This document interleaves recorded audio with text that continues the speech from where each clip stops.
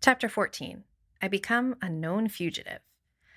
I'd love to tell you I had some deep revelation on my way down, that I came to terms with my own mortality, laughed in the face of death, etc. The truth? My only thought was, ah! The river raced toward me at the speed of a truck. Wind ripped the breath from my lungs. Steeples and skyscrapers and bridges tumbled in and out of my vision. And then, a whiteout of bubbles. I sank through the murk, sure that I was about to end up embedded in 100 feet of mud and lost forever. But my impact with the water hadn't hurt. I was falling slowly now, bubbles trickling up through my fingers. I settled on the river bottom soundlessly. A catfish the size of my stepfather lurched away into the gloom. Clouds of silt and disgusting garbage, beer bottles, old shoes, plastic bags, swirled up all around me. At that point, I realized a few things. First, I had not been flattened into a pancake. I had not been barbecued. I couldn't even feel the chimera poison boiling in my veins anymore. I was alive, which was good. Second realization, I wasn't wet. I mean, I could feel the coolness of the water. I could see where the fire on my clothes had been quenched. But when I touched my own shirt, it felt perfectly dry. I looked at the garbage floating by and snatched an old cigarette lighter. No way, I thought. I flicked the lighter. It sparked. A tiny flame appeared, right there at the bottom of the Mississippi. I grabbed a soggy hamburger wrapper out of the current, and immediately the paper turned dry. I lit it with no problem.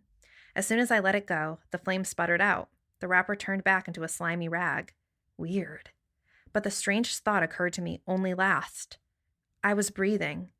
I was underwater, and I was breathing normally. I stood up, thigh deep in mud. My legs felt shaky. My hands trembled. I should have been dead. The fact that I wasn't seemed like, well, a miracle. I imagined a woman's voice, a voice that sounded a lot like my mother. Percy, what do you say? Thanks? Underwater, I sounded like I did on recordings, like a much older kid. Thank you, father. No response. Just the dark drift of garbage downriver, the enormous catfish gliding by, the flash of sunset on the water's surface far above, turning everything the color of butterscotch. Why had Poseidon saved me? The more I thought about it, the more ashamed I felt. So I'd gotten lucky a few times before. Against a thing like the Chimera, I had never stood a chance. Those poor people in the arch were probably toast. I couldn't protect them. I was no hero. Maybe I should just stay down here with the catfish, join the bottom feeders. Thump, thump, thump. A riverboat's paddle wheel turned above me, swirling the silt around. There, not 5 feet in front of me, was my sword, its gleaming bronze hilt sticking up in the mud. I heard the woman's voice again. Percy, take the sword. Your father believes in you. This time, I knew the voice wasn't in my head. I wasn't imagining it. Her words seemed to come from everywhere, rippling through the water like dolphin sonar. Where are you? I called aloud. Then, through the gloom, I saw her. A woman the color of the water, a ghost in the current, floating just above the sword. She had long billowing hair, and her eyes, barely visible, were green, like mine. A lump formed in my throat. I said, Mom? No, child, only a messenger, though your mother's fate is not as hopeless as you believe. Go to the beach in Santa Monica. What?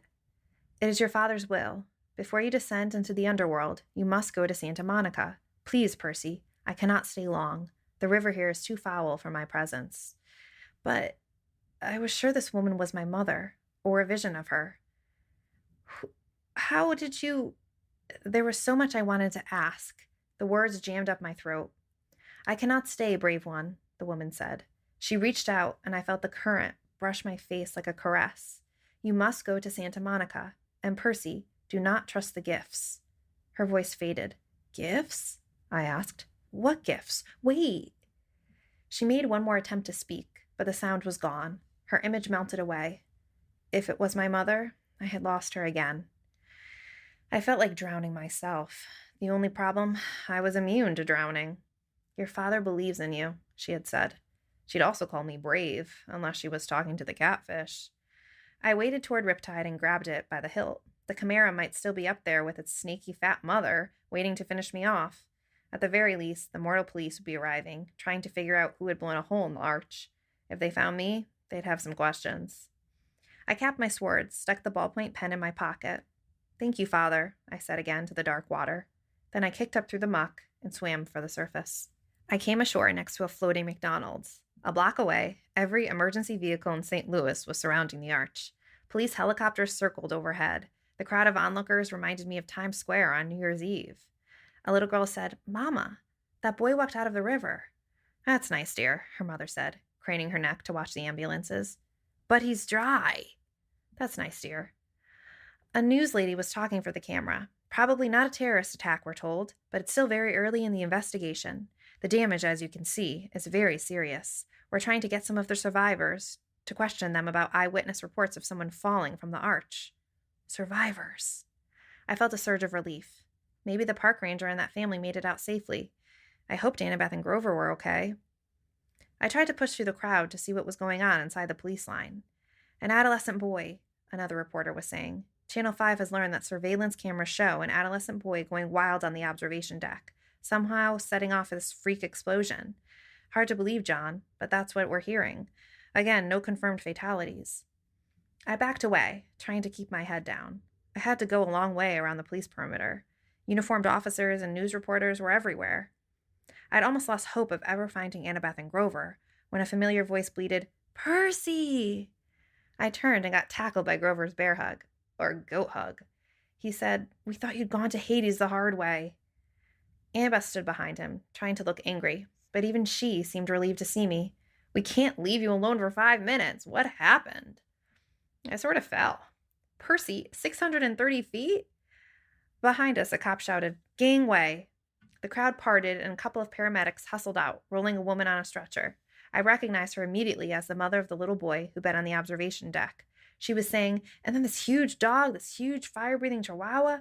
"Okay, ma'am," the paramedic said. "Just calm down. Your family is fine. The medication is starting to kick in."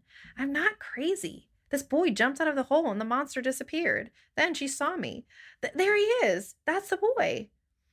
I turned quickly and pulled Annabeth and Grover after me. We disappeared into the crowd.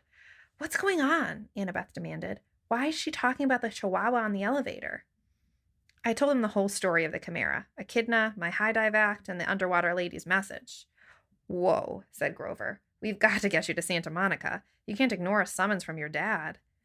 Before Annabeth could respond, we passed another reporter doing a news break, and I almost froze in my tracks when he said, "Percy Jackson." "That's right, Dan. Channel 12 has learned that the boy who may have caused the explosion fits the description of a young man wanted by authorities for a serious New Jersey bus accident 3 days ago.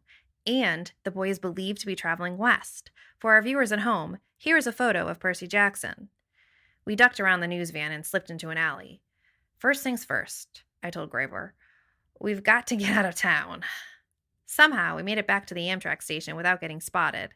We got on board the train just before it pulled out for Denver. The train trundled west as darkness fell, police lights still pulsing against the St. Louis skyline behind us.